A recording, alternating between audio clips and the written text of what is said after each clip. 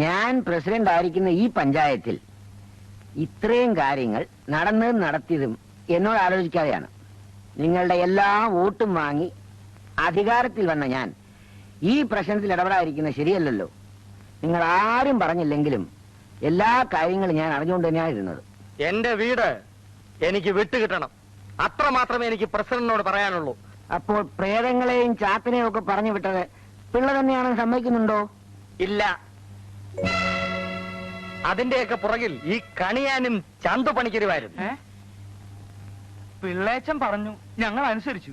അത്രയോ?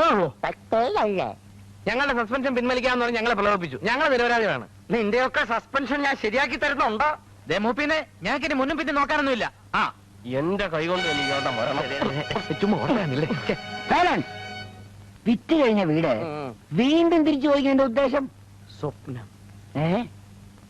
സ്വപ്നം. സ്വപ്നത്തിൽ പരദേവതകൾ വന്ന് എന്നെ കിടത്തി പൊറപ്പിക്കുന്നില്ല. ഞാൻ പ്രശ്നം വെച്ച് നോക്കിയപ്പോ ഉടൻ വീട് തിരിച്ചു വാങ്ങണം എന്നാണ് കാണുന്നത്. അങ്ങനെ പ്രശ്നം വെച്ച് നോക്കിയിട്ടാണല്ലോ വീട് വിറ്റത്. ഈ പ്രശ്നം എന്ന് പറയുന്ന സാധനം ഓരോ തവണയും ഓരോ രീതിയിലാണോ? ആണോ? അത് പ്രശ്നം വെച്ച് എരപ്പാളയോട് ചോദിക്കണം. എന്താണോ പ്രശ്നത്തിൽ കാണുന്നത്?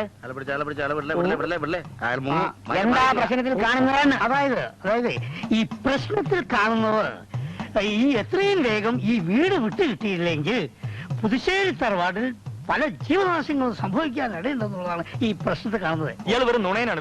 ഞാൻ ആവശ്യപ്പെടുമ്പോ സംസാരിച്ചാൽ മതി. എന്ത് വന്നാലും വീട് തിരിച്ചു കൊടുക്കാൻ ഒക്കില്ല. അത്രമാത്രം അയാൾ ഞങ്ങൾ ഉപദ്രവിച്ചു കഴിഞ്ഞു. ഉപദ്രവിച്ചു കഴിഞ്ഞിട്ടില്ല, തുടങ്ങിയിട്ടേ ഉള്ളൂ. തന്റെ മരണം കൊണ്ടേ അത് അവസാനിക്കൂ. ഇറങ്ങി പോടോ. അത് പറയാനുള്ളവർ പറയട്ടെ.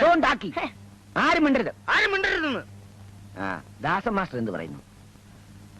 ഇത്രയും ആയ സ്ഥിതിക്ക് രണ്ടിലും നിറഞ്ഞിട്ട് ഒരു കാര്യമുള്ളൂ. എങ്കിൽ ഒരു ചോരപ്പുഴ ഇവിടെ ഒഴുകും. ഓഹോ, താനാണോ ഒഴുക്കുന്ന ആള്? കിട്ടിയതൊന്നും പോരായിരിക്കും. എവിടെ നിന്ന് കിട്ടി? എന്റെ കൈ കരുതുക മനസ്സിലാക്കിയിട്ടില്ല. ധൈര്യം ഉണ്ടെങ്കിൽ പുറത്തുനിന്ന് അടിയടാ അവനെ. ആരെ? ആരെ വേണമെങ്കിലും അടിക്കട്ടെ, നമുക്കെന്ത് പൂജ. രണ്ട് ഭാഗവും ഇങ്ങനെ വാശി പിടിച്ചാൽ സംഗതി കൂടുതൽ വഷളാവുകയുള്ളൂ. ഞാൻ എന്റേത് മാത്രമായ ഒരു നിർദ്ദേശം വെക്കുകയാണ്. അതായത് പുതുശ്ശേരി തറവാട് എന്തൊക്കെ പറഞ്ഞാലും ഇരവി രാമപിള്ളയുടേതാണെന്ന് നമുക്കെല്ലാം അറിയാം. പക്ഷെ അത് ദാസൻ മാസ്റ്റർ കൈമാറിയിരിക്കുകയാണ്. പാലക്കാട്ടുകാരനായ ദാസൻ മാസ്റ്റർക്ക് താമസിക്കാൻ വേറൊരു വീട് ഇരവി രാമപിള്ള സംഘടിപ്പിച്ച് കൊടുക്കുകയാണെങ്കിൽ വീട് ഒഴിഞ്ഞു കൊടുക്കുന്നേ തെറ്റില്ല. വേറൊരു വീട് ശരിയാക്കി കൊടുക്കാൻ ഞാൻ തയ്യാറാണ്. വീട് ഒഴിയുന്ന കാര്യം ഒഴിച്ച് വേറെ എന്ത് വേണമെങ്കിലും പറയാം. വേറെന്തോന്ന്? തന്റെ അമ്മായി അമ്മയുടെ കല്യാണം. അയ്യോ, ദയവ് ഇത് പ്രശ്നം വഷളാക്കരുത്. ഞാനൊരു പഞ്ചായത്ത് പ്രസിഡന്റാണ്, അത് നിങ്ങളാരും മറക്കരുത്. മറക്കും. എന്ത് വില കൊടുത്തും ഞാൻ എന്റെ വീട് തിരിച്ചെടുക്കും. എന്ത് വില വന്നാലും വീട് തിരിച്ചു തരില്ല. ഈ നാട്ടിലെ തൊഴിലാളി വർഗം ദാസൻ മാസ്റ്റർ പുറകെ അണിനിരന്ന് കഴിഞ്ഞു. ഞാൻ എന്റെ അവസാനത്തെ നിർദ്ദേശം പ്രസിഡന്റ് മുമ്പാകെ വെക്കുകയാണ്.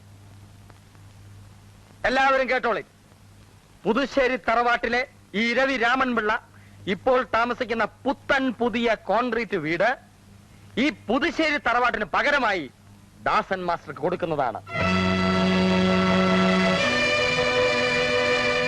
പ്രസിഡന്റ്, ഇതിൽ കൂടുതൽ ഞാൻ എന്ത് വേണമെന്ന് നിങ്ങൾ തന്നെ പറയുക, തീരുമാനിക്കുക. ദാസൻ മാസ്റ്റർ എന്ത് പറയുന്നു? എന്തിനാണ് ഈ മനുഷ്യനെ വെറുതെ ഭ്രാന്ത് പിടിപ്പിക്കുന്നത്? ഇപ്പോഴുള്ള ഈ നിർദ്ദേശം ഞാൻ പരിഗണിക്കുകയാണ്.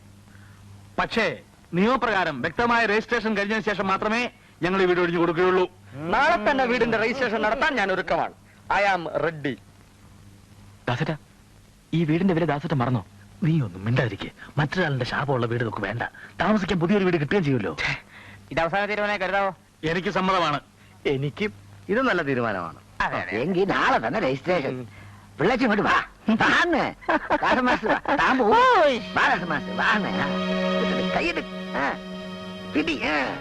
നാളെ തന്നെ ഞാനും കുടുംബവും ഇങ്ങോട്ടേക്ക് മാറും. പറഞ്ഞോ? എന്ത്? ചായക്കടക്കാരൻ അയ്യപ്പനാരുടെ മോളെ ഗെന്തി ചാടി. റാണി, ഞാൻ ഡോക്ടറെ വിളിച്ചാൻ പോവാ.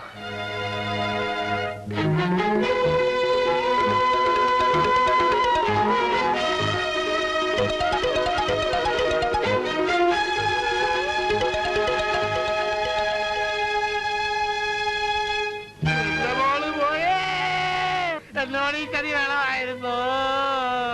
ആണായിട്ടും പെണ്ണായിട്ടും ഒന്നേ ഉണ്ടായിരുന്നുള്ളേ. അറിയാതെ ചേട്ടാ, നമുക്ക് സമാധാനം ഉണ്ടാക്കാം.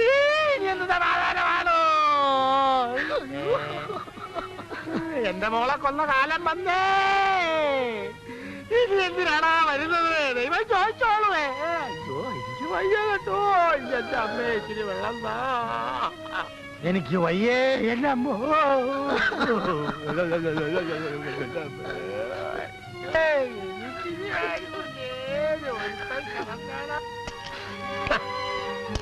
പുല്ല്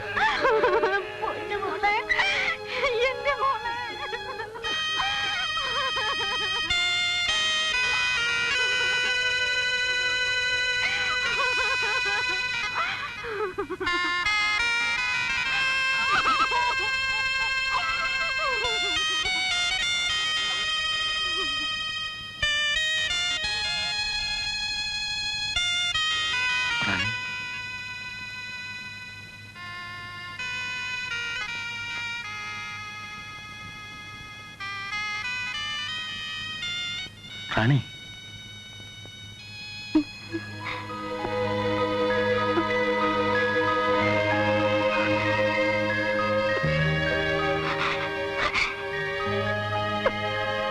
എന്ത് വിവരക്കേടാ മോളെ നീ കാണിച്ചത്? മാഷ് പറഞ്ഞില്ലേ ഇനി കാണണ്ടെന്ന്? മാഷ് പറഞ്ഞില്ലേ ഞാൻ അങ്ങനെ പറഞ്ഞെന്ന് വെച്ച് ആരെങ്കിലും ഇങ്ങനെ ചെയ്യുമോ? ആളുകൾ കണ്ടോണ്ട. ഇല്ല ഞാനിപ്പോ ചത്തേനെ. അപ്പൊ തരില്ല മാഷിന്റെ വിഷമം. ഇനി ഞാൻ അങ്ങനെ ഒന്നും പറയില്ല. ഞാനില്ലേ നിനക്ക് വണ്ടി?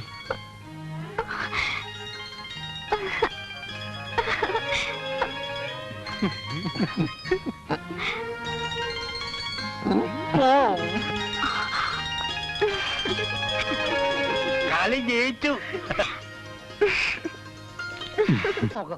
നോക്കണോ, എനിക്കും അയാളെ തീരെ വിശ്വാസമില്ല. വർഷം കുറെ ഞാൻ അയാൾക്ക് വേണ്ടി ചിരക്കാൻ തുടങ്ങിയിട്ട്. വീട് വിറ്റു കൊടുത്താൽ 1000 തരാം 10,000 തരാം എന്നൊക്കെയാ പറഞ്ഞത്. 1000 വേണ്ട 10,000 വേണ്ട. ഒരു ബീഡിക്കുള്ള കാശ് 10 പൈസ. തെണ്ടിയുടെ മോൻ. ആ അയാളെ നിധി കുഴിച്ചെടുക്കട്ടെ, അപ്പൊ കാണാം. അങ്ങനെ കണ്ടിട്ടൊന്നും കാര്യമില്ല. നാളെ രാത്രി 12 മണിക്ക് ശേഷം നിധി കുഴിച്ചെടുക്കുമെന്ന് അയാൾ പറഞ്ഞത്. നില്ലേ നില്ലേ, നീ ധൈര്യമായിട്ട് നില്ലേ. നിധി കുഴിച്ചെടുത്ത ഉടനെ നിധി വേറെ കഴിച്ചു ഓടുന്ന കാര്യം. അപ്പൊ ഞാനോ? അവസാനം ഞാൻ ഗോപി വരയ്ക്കണം. അത് നീ വരച്ചോ? ഏ? അതായത് ആരും അറിയാതെ നിധി തുല്യമായി വീതിച്ചെടുത്ത് നമുക്ക് കാട് വിടാം. ഇതൊക്കെ നടക്കുവോ? നടത്തി കാണിച്ചു തരാം. ഈശ്വര, ഇതൊക്കെ ഒന്ന് നടന്ന് കണ്ടാ മതി.